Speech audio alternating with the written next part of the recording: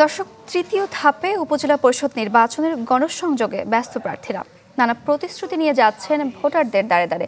নির্বাচনী প্রচারণার আরো খবর আমরা জানবো। টাঙ্গাইল থেকে যুক্ত হচ্ছেন সহকর্মী মাসুদ রানা। রানা,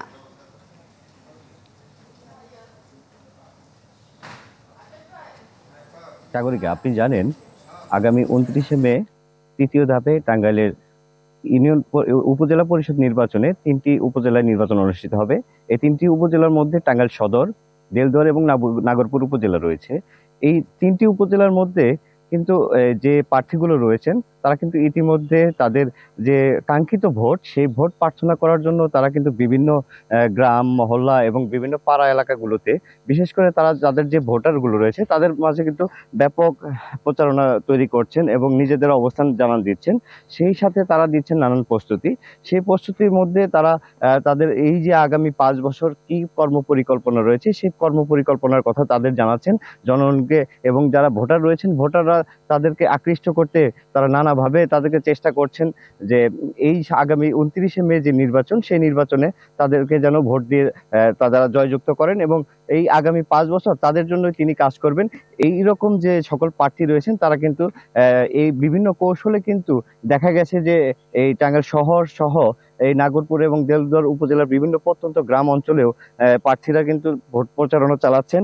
সকাল থেকে মধ্যরাত পর্যন্ত তারা ভোট প্রচারণা চালিয়ে যাচ্ছেন। এছাড়াও দুপুরের পর থেকে মধ্যরাত পর্যন্ত মাইকের মাধ্যমে অটোরিকশা, ভ্যান গাড়িতে কিন্তু দেখা গেছে তারা এই প্রচারণা চালিয়ে যাচ্ছেন। আর এই তৃতীয় ধাপে টাঙ্গাইল সদর উপজেলায় দেলদুয়ার ও নাগরপুর উপজেলা নির্বাচনে মোট 15 জন চেয়ারম্যান প্রার্থী, 19 জন ভাইস চেয়ারম্যান এবং 10 জন মহিলা ভাইস চেয়ারম্যান প্রার্থী প্রতিদ্বন্দ্বিতা করছেন। এর মধ্যে টাঙ্গাইল সদর উপজেলায় চেয়ারম্যান পদে 5 জন, ভাইস চেয়ারম্যান পদে 5 জন, মহিলা ভাইস চেয়ারম্যান পদে 2 জন। দেলদুয়ার উপজেলায় চেয়ারম্যান পদে 7 জন, ভাইস চেয়ারম্যান পদে 5 জন, মহিলা ভাইস চেয়ারম্যান পদে 3 জন। এছাড়াও নাগরপুর উপজেলায় চেয়ারম্যান পদে 3 জন, ভাইস চেয়ারম্যান পদে 9 জন, মহিলা ভাইস চেয়ারম্যান পদে 5 জন রয়েছেন, যারা এই আগামী 29 মে নির্বাচন, এই নির্বাচনে প্রতিদ্বন্দ্বিতা করবেন।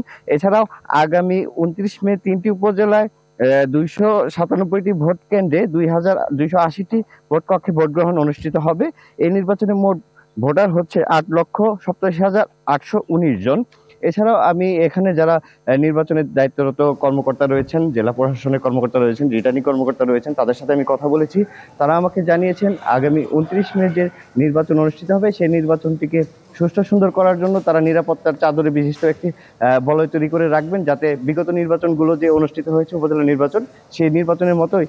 মাসুদ রানা, ধন্যবাদ আপনাকে। দর্শক, তৃতীয় ধাপে উপজেলা পরিষদ নির্বাচনের খবরাখবর জানছিলাম।